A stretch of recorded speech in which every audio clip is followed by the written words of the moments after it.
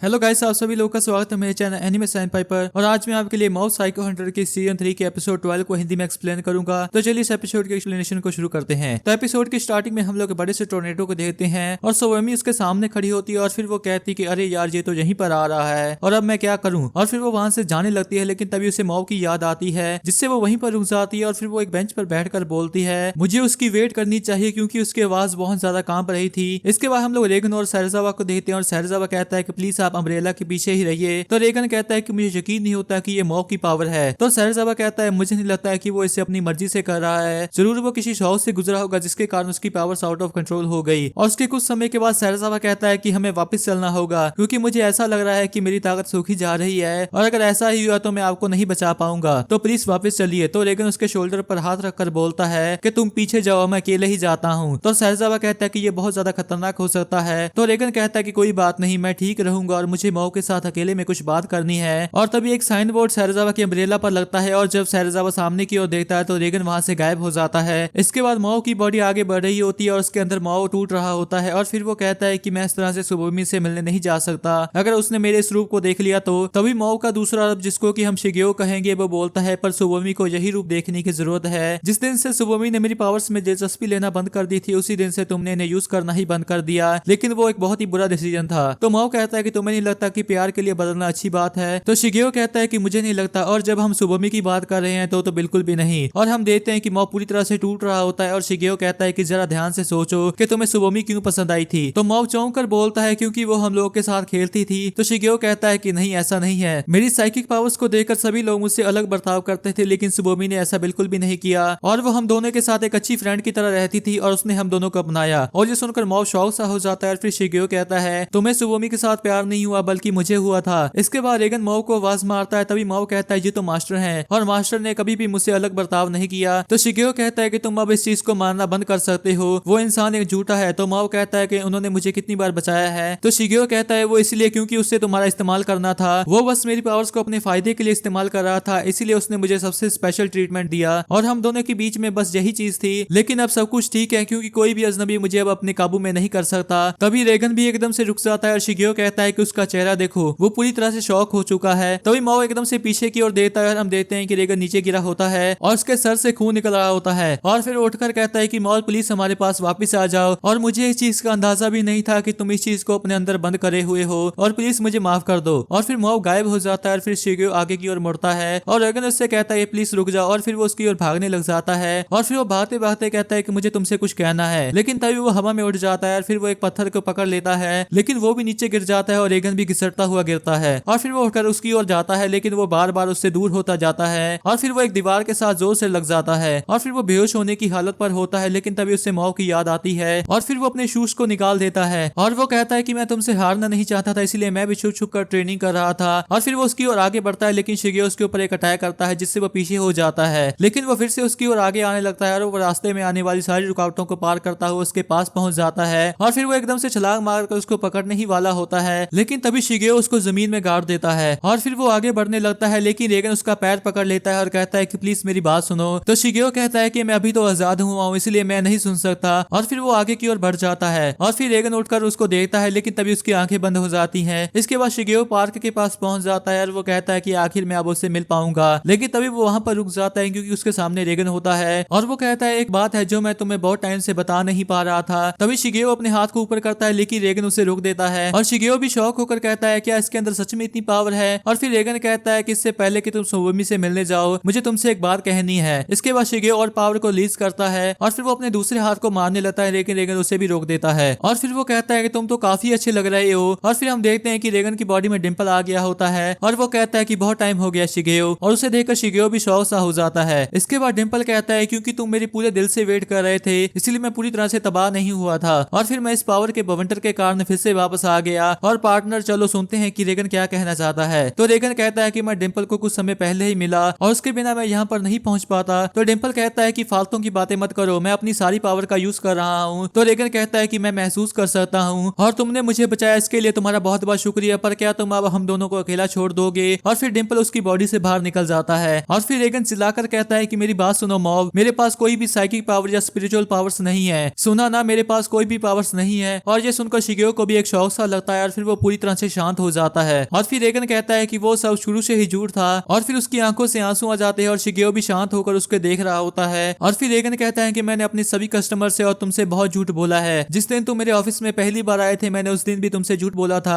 मैंने तुम्हारी बात सुनी थी और मुझे लगा था कि मैं समझ गया हूँ कि तुम किस चीज से गुजर रहे हो और तुमने उस चीज का यकीन भी कर लिया था और उस दिन से लेकर आज तक मैं तुम्हारा इस्तेमाल ही करता आ रहा हूँ। सच तो यह है कि मुझे साइकिक पावर के बारे में घंटा कुछ नहीं पता। और ये सुनकर शिगेओ और भी शौक हो जाता है। और फिर रेगन कहता है कि ये मेरा असली रूप है और मुझे माफ कर देना कि मैंने तुम्हारे मास्टर होने का नाटक किया, लेकिन फिर भी मुझे तुमसे एक बात कहने दो, ये तुम्हें बिल्कुल भी अलग और स्पेशल नहीं बनाती। हर एक इंसान की दूसरी साइड होती है और मेरी भी है, इसलिए चिंता मत करो। मेरी दूसरी साइड तब बाहर आई जब मैंने अपने काम के लिए झूठ बोलना शुरू किया और तुम्हारी वाली तुम्हारी पावर्स के कारण। मैंने सही कहा ना? और फिर वो उसके कंधे पर हाथ रखकर बोलता है कि तुम जैसे हो वैसे ही ठीक हो और तुम्हें मेरी कोई जरूरत भी नहीं है, तुम बिल्कुल ठीक रहोगे और अब बस तुम अपने आप को एक्सेप्ट कर लो। और फिर मॉब की एक्सप्लोजन वाली परसेंटेज बढ़ने लगती है और मॉब कहता है तुमने सुन लिया मास्टर ने क्या कहा? तो शिगेओ कहता है कि क्या तुम सच में मुझे अपनाने वाले हो? तो परसेंटेज और बढ़ती है और मॉब कहता है कि मैं चाहता हूँ कि तुम भी मुझे अपनाओ जैसे कि बाकी सब ने अपनाया है। और चलो वापस चलते हैं जहाँ पर चीजें पहले की तरह थी। और फिर शिगेओ कहता है रुको, अगर उसने तुम्हें रिजेक्ट कर दिया तो तभी मॉब उसके पीछे आ जाता है और फिर वो कहता है कि कोई बात नहीं। और फिर वो उसकी ओर अपना हाथ कर बोलता है कि चलो चलते हैं। शिगेओ थोड़ा सा हिचकिचा रहा होता है लेकिन फिर भी वो उससे अपना हाथ मिला लेता है और उसके बाद शिगेओ का कागेयामा 100% पर हो जाता है। और फिर मॉब के हाथ में सिर्फ एक ही फूल बचता है और वो फिर से नॉर्मल हो जाता है और आगे बढ़ने लग जाता है। तभी डिम्पल उसके पीछे जाता है और रेगन कहता है कि उसे अकेले जाने दो। तो डिम्पल कहता है पर क्या सुबोमी अभी भी वहां पर होगी? तो रेगन कहता है कि ये जानने का हक सिर्फ उसे ही है। इसके कुछ समय के बाद वो लोग उसकी वेट कर रहे होते हैं और तभी डिम्पल कहता है कि वो आ गया और हम मॉब को आते हुए देखते हैं और उसके हाथ में वो फूल अभी भी होता है। और फिर वो उनके पास आकर एक स्माइल के साथ कहता है कि उसने मुझे रिजेक्ट कर दिया। और ये सुनकर वो दोनों शौक से हो जाते हैं और डिम्पल कहता है कि क्या वो सच में वहां पर थी? फिर मॉब कहता है कि उसने कहा कि उसने मुझे अभी तक उस तरीके से नहीं देखा और फिर उसकी आंखों से आंसू निकल आते हैं और वो रोने लग जाता है। तभी रेगन उसके कंधे पर हाथ रखकर बोलता है कि चलो कोई बात नहीं, ऐसा सब कुछ तो होता ही रहता है, पर तुम इतना सोचो कि वो तुम्हारा वहां पर इंतजार कर रही थी और तुम्हारे लिए तो अभी शुरुआत है। और फिर वो लोग घर की ओर जाने लगते हैं। इसके बाद हम लोग स्कूल में बॉडी इंप्रूवमेंट का रूम देखते हैं और वहां पर एक लड़का कहता है कागेयामा सेनपाई हमें जॉगिंग के लिए जाना चाहिए। तो मॉब कहता है कि मैं अभी आता हूँ। इसके बाद टाकेनाका मॉब से कहता है कि साल के आखिर तक अपने शेड्यूल को साफ कर लेना और मेजोटो भी कहती है कि मैं भी साथ चलूंगी। तो सारुटा कहता है कि क्या हमें इस बार यूएफओ देखने को मिलेगा? तो हिनोकावा कहता है कि वो लोग जरूर आएंगे। इसके बाद हम लोग देखते हैं कि बॉडी इंप्रूवमेंट में बहुत सारे बच्चे आ गए होते हैं क्योंकि अब मुशाशी और क्लब के बाकी लोग हाई स्कूल में चले गए हैं। तो जुन उन सभी का नया कैप्टन बन जाता है और मॉब भी पूरी खुशी के साथ भाग रहा होता है। इसके बाद वो लोग नदी के किनारे रुक जाते हैं और जुन सभी से कहता है कि तुमने 6 महीने पहले ही ज्वाइन किया है लेकिन तुमने फिर भी काफी अच्छा स्टेमिना बना लिया है। और मॉब कहता है कि 1 साल पहले तो मैं भी बातें बातें बेहोश हो जाता था